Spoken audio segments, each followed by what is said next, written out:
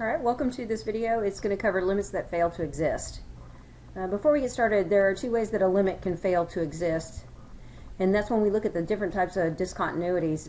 When you think about asymptotic discontinuities and jump discontinuities, those are going to be the two cases where a limit is going to fail to exist.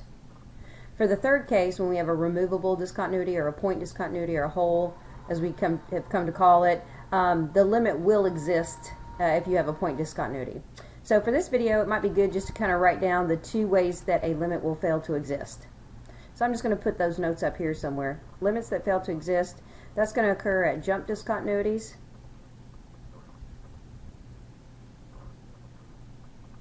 and asymptotic discontinuities.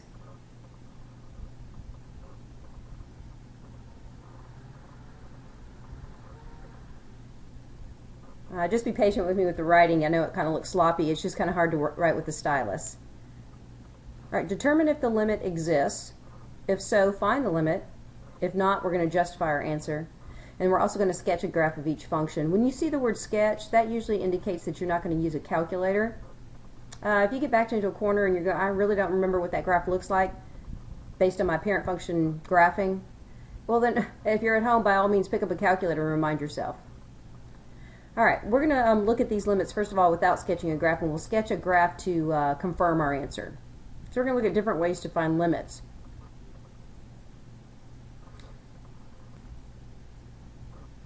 Perhaps the easiest way to find a limit is going to be to try and find it analytically. And all that means is direct substitution. So I'm looking at this first question right here. It says, what are the y values going to as x gets closer to 3 from the left? It's real important to pay attention to any superscript that might be present, because it directs us as to what side of the x value we're approaching. So approaching 3 from the left. Okay, well, the first thing you might want to do is just go ahead and plug in 3, and let's see what results. All right, if I plug in 3 wherever I see x, I'm going to get 0 on the bottom. Okay, right here we've remembered that 0 is in a fraction, 0 in the denominator, not numerator. Okay, that means we're going to have a vertical asymptote. So the answer to this question is already does not exist, because we're aware that this produces a vertical asymptote at 3. So if I approach 3 from the left, that just means either my y values are getting large if I'm going to infinity, or small if I'm going to negative infinity. As a matter of fact, we're just actually finished with this problem when we get this, but we're just going to kind of confirm, look at some other ways to find D and E as well. Also, you might be interested in, we might want to know, well, which infinity is this graph approaching as 3 approaches left? As x approaches 3 from the left, sorry. If you want to also figure out which infinity is, then we're going to have to look at values close to 3 from the left of 3. So what I'm going to do is I'm going to rewrite down here the limit statement.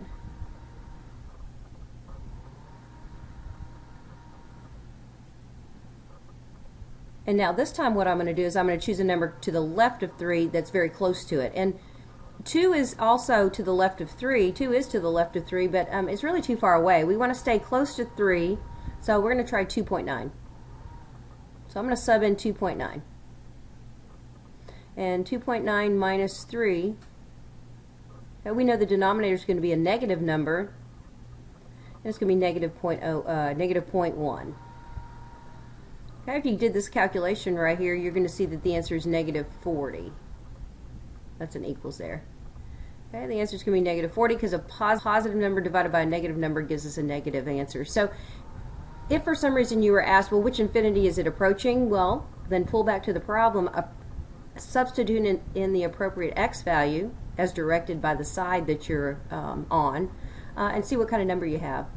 Okay, so it looks like it's going to approach negative infinity. If you wanted to, what you could do is get closer to 3 from the left.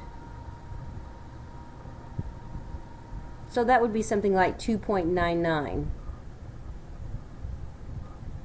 Okay, so if we plug in 2.99, we can see that the denominator is going to be negative 1/100th.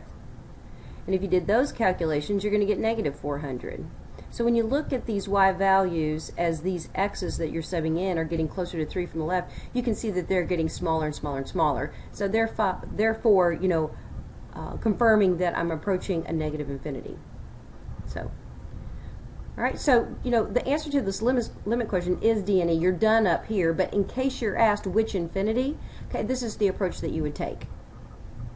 All right, now go back to the direction. The limit does not exist. If it says it doesn't, then you want to justify your answer. The justification on here, D and E, we're just going to put that it's a vertical asymptote. So that's going to be the correct justification. All right, finished with this problem, but another way that you can find this answer if you don't want to take the numerical approach is if you happen to know what this graph looks like, which we do, produce a graph. You just have to be fairly certain that you're producing the right graph to get the right answer. Okay, so let's look at what that graph looks like. That's a reciprocal function. 1 over x is the parent function. Okay, we know this is going to cause the graph to shift right 3. So we're going to take that vertical asymptote, okay, off of the y-axis and move it here. Okay, the numerator just gives us a stretch, a vertical stretch. That's all. All right, so the most important thing here is where is the vertical asymptote, and it's at x equals 3. So let's look at the visual of what we have. So if you can produce a graph, great. Now go back up to the question. As I approach 3 from the left, well, here's 3. If I approach 3 from the left, I'm somewhere over here close to 3. That just means that my y values are getting smaller and smaller, so graphically I'm confirming these numbers. You don't have to do all these methods, but I just wanted to make certain and go through all of them depending upon which method you prefer. All right, so take a look at number 2 and how similar it is to number 1. It's actually the same function. This time you're approaching 3 from the right.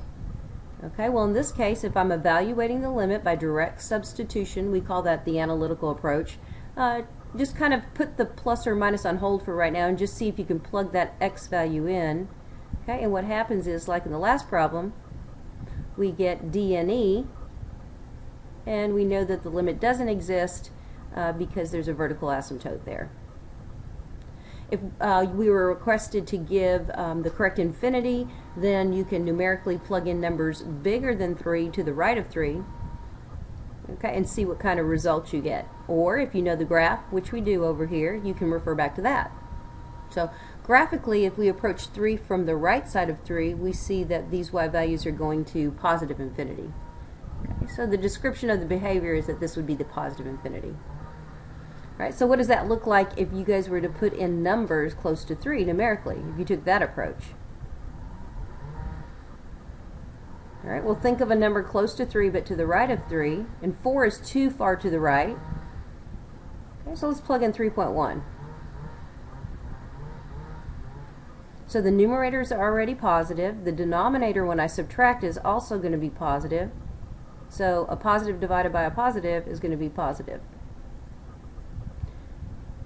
All right, it's always good to maybe confirm your work by doing a couple of x values.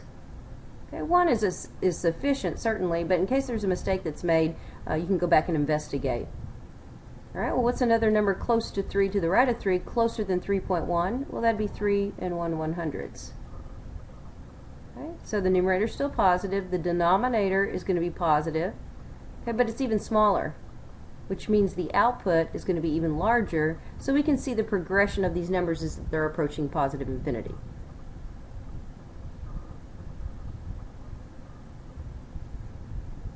This is actually the answer that we're looking at. This is just to provide more background, alternate ways to find this answer.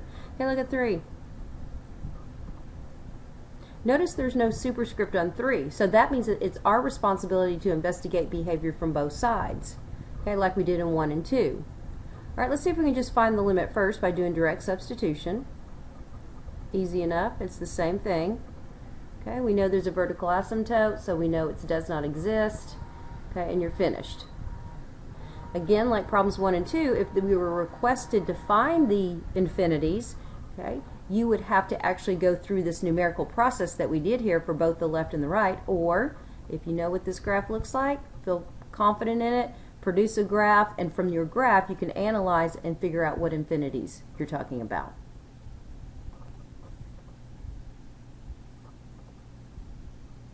All right, notice the next 3 problems. Very similar to problems 1, 2, and 3. Okay, the functions are all the same. Okay, we're approaching 0 from the left, 0 from the right, and then we're just approaching 0. Okay? So first thing I see this problem, I want to find the limit. I'm going to substitute in 0. Even though I'm approaching 0 from the left, let's see if something results from just substituting in the x value. Okay, well we can clearly see that that is going to be, does not exist. And the reason why? Because you have a vertical asymptote. If you want to know which infinity it's approaching from the left, again, plug in numbers close to 0, but to the left of it.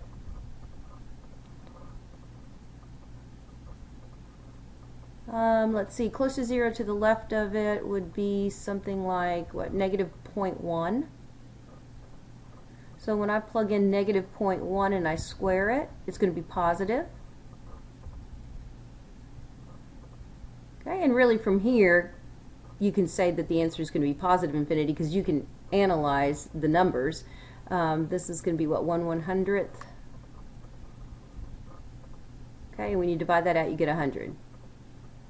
All right, again, you could plug in something closer to 0 from the left, which would be like negative 0.01, but the progression of these numbers support that it's going to go to infinity. Okay, graphical approach, you know what this function looks like, 1 over x squared. Use that instead of the numerical approach, if asked. Otherwise, we're finished up here. All right, think about what 1 over x squared looks like. Everything's positive. No matter what x you put in here, you're going to get a positive answer, so the whole graph should be above the x-axis. And whether I approach 0 from the left or I approach 0 from the right, my y values are going to tend to infinity.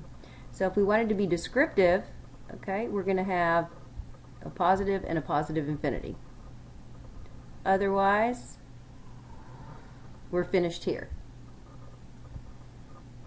All right, let's look at example 5, same thing.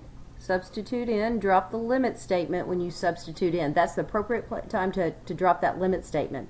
As soon as you plug in an x value, you're free from the limit. And then we just have to evaluate what we get. Okay, this is a DNE with the vertical asymptote.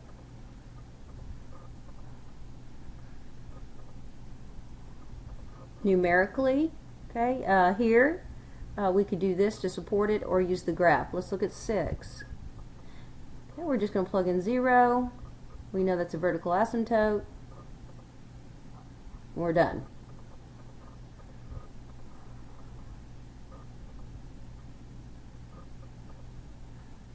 All right, let's look at the next group of problems, the next 3.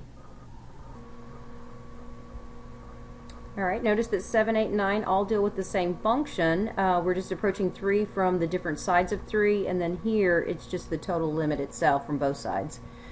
Okay, let's just go ahead and try and plug in 3 and see what happens. If I get undefined, not indeterminate, not 0 over 0, if I get a number that's not 0 over 0, I know I'm done, I'm finished.